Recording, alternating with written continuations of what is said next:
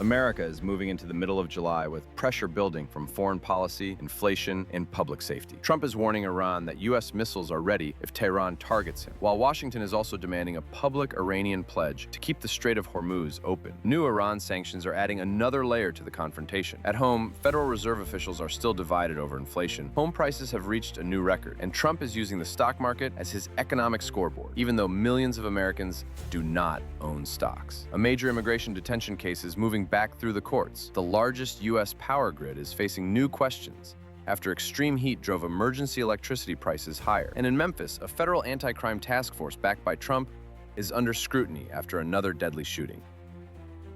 Trump's warning to Iran has pushed the conflict back into the center of Washington's agenda. He said U.S. missiles are aimed at Iran if Tehran tries to target him, and he claimed the order would remain in effect for 1 year. The statement came as U.S. officials are trying to keep pressure on Iran while also keeping talks alive over maritime security. The central issue is the Strait of Hormuz. Washington wants a public Iranian pledge that commercial ships can move safely through one of the world's most important oil routes. The problem is that threats, sanctions, and military signals are now moving at the same time as diplomacy. Iran says Washington has violated the spirit of earlier understandings. U.S. officials say Iran must stop attacks on shipping and allow free navigation. For American families, this is not only a foreign policy story. If tanker traffic slows or shipping insurance rises, oil prices can climb quickly. That can feed into gasoline, freight, and grocery prices. The Federal Reserve is already dealing with inflation above its target, so another energy shock would make its next decisions harder. Trump is trying to show strength without closing the door to talks, but each new warning increases the chance that one attack, one mistake, or one misread signal could restart a wider confrontation.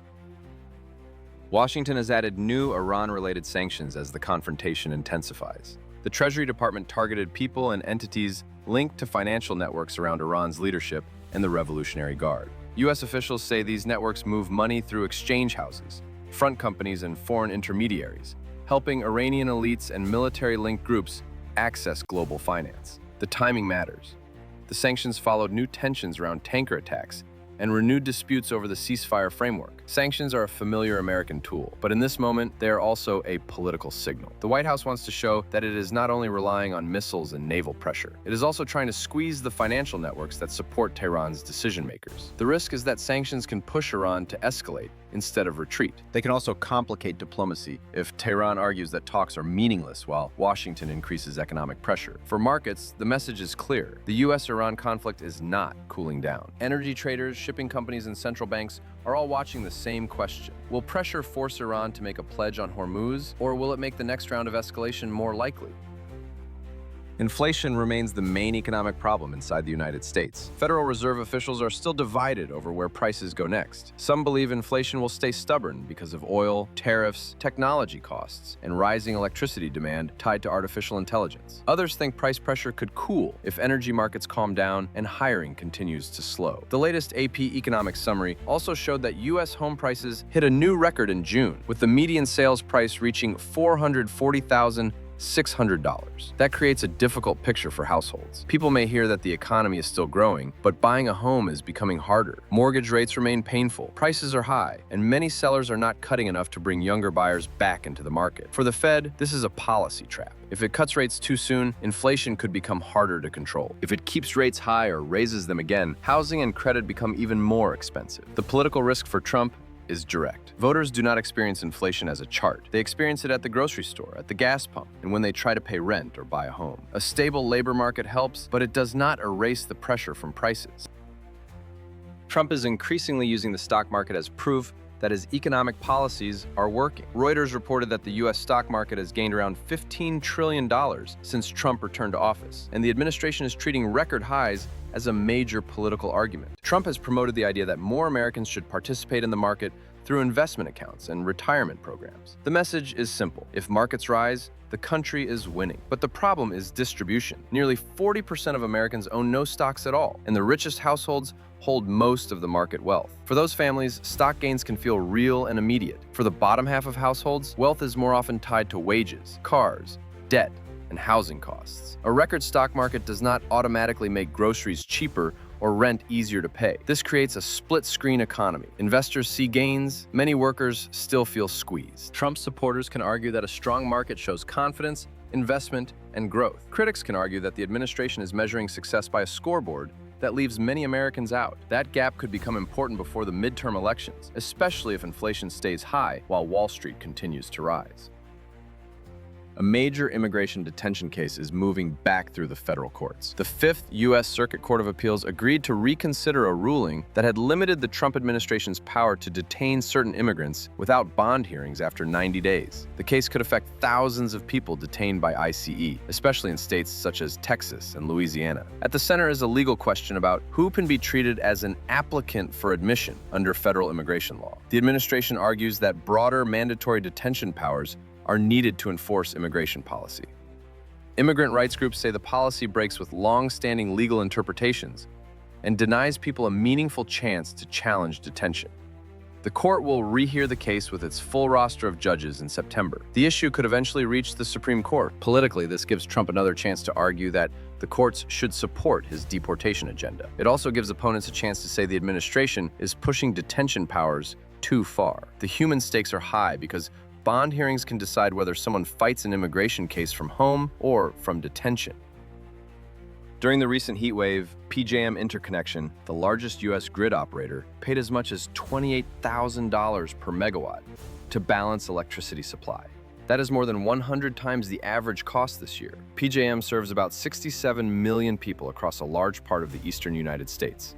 The spike came as air conditioning demand surged and transmission lines became congested. Data centers and electric vehicles are adding more long-term pressure to the grid. The immediate danger is reliability. The longer-term problem is cost. When emergency balancing becomes expensive, those costs can eventually move into consumer bills. The heat wave showed that the grid can survive a major stress test, but only with expensive interventions. It also showed that electricity demand is changing faster than the system can comfortably absorb. New power generation is slow to connect. Transmission lines are limited. Data centers are growing quickly because of cloud computing and artificial intelligence.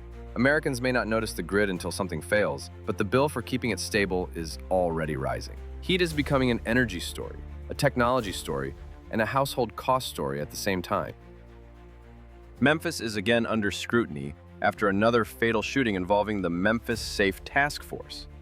AP reported that a second person in 4 days was killed by a member of the federal task force. The latest case involved a DEA operation at a hotel, where officials said a suspect pointed a gun at task force members. The unit includes federal agents, local police, and Tennessee National Guard personnel. It was created as part of Trump's broader push to fight violent crime in Democratic-led cities. Supporters say the task force brings needed pressure to a city struggling with public safety. Critics say the mix of federal law enforcement, local police, and military personnel can create dangerous conditions on the street. The Tennessee Bureau of Investigation is reviewing multiple shootings connected to the unit. Families and activists are demanding video, timelines, and clearer explanations. For the White House, the issue is politically sensitive. Trump wants these operations to show order and strength, but each deadly incident gives opponents a way to argue that the strategy is too aggressive and hard to control. The facts of each shooting still need investigation. The broader national argument is already clear. How far should federal power go inside American cities? The United States and several Latin American allies are trying to stabilize Colombia's post-election moment. Washington joined a statement urging political actors not to cast doubt on Colombia's electoral process without evidence. The closely watched election was won by right-wing candidate Abelardo de la Espriella, whom Trump had supported publicly. His opponents accused him of misconduct, including vote buying and foreign interference using artificial intelligence, but Reuters reported that no evidence was provided in the statement's context. The U.S. message is about more than Colombia. Trump has been expanding American influence in Latin America through security partnerships and a harder regional posture. A disputed transition in Colombia could threaten one of Washington's key political wins in the region, but U.S. involvement is also sensitive. If Washington pushes too hard, opponents can frame it as interference. If it stays silent, instability can grow. Colombia's transition now becomes a test of how the Trump administration handles democracy claims when the winner is a political ally. The balance is difficult. Defend the process, protect U.S. interests, and avoid looking like Washington is choosing the outcome. The United States is facing another stretch where foreign policy and domestic pressure are moving together. Iran is still the most dangerous flashpoint because it can affect oil, inflation, and military decisions at the same time. Sanctions are tightening, but diplomacy has not produced a stable guarantee for Hormuz. At home, the Fed is divided, housing is more expensive, and Trump's stock market argument does not reach every household. Immigration policy is moving back through the courts. The power grid is showing how costly extreme heat can become. Memphis is testing the political limits of federal crime operations.